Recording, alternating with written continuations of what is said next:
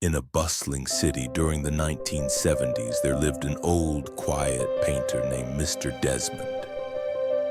His studio was tucked away in a narrow alley, far from the glamorous galleries and busy streets where famous artists showed off their masterpieces.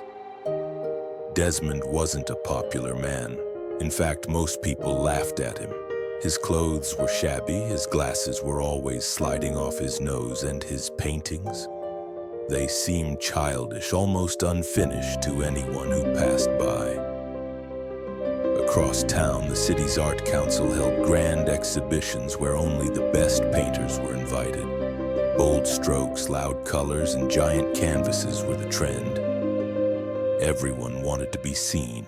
Everyone except Desmond. One afternoon, a young reporter named Ellie visited Desmond's studio out of curiosity. She had heard people joking about the foolish old man who thought he could paint.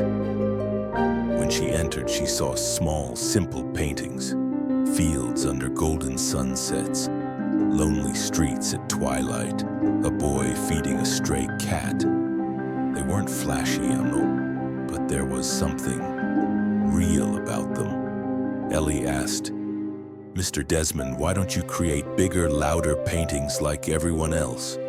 Don't you want to become famous?"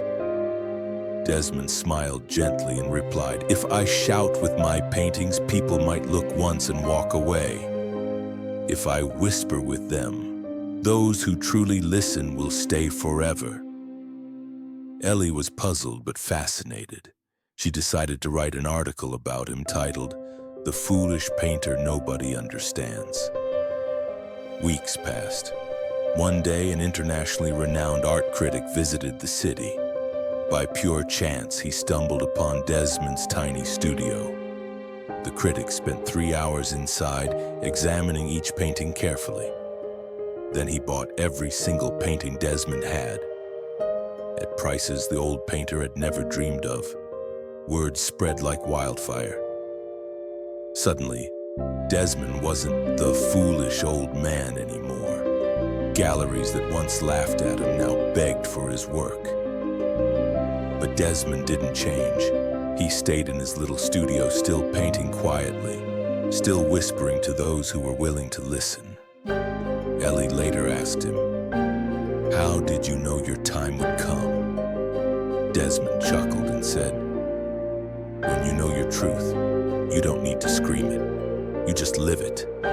The world catches up when it's ready." Moral of the story: real wisdom doesn't need to prove itself loudly. The world often misunderstands quiet brilliance, but time eventually reveals the true value of those who stay true to themselves.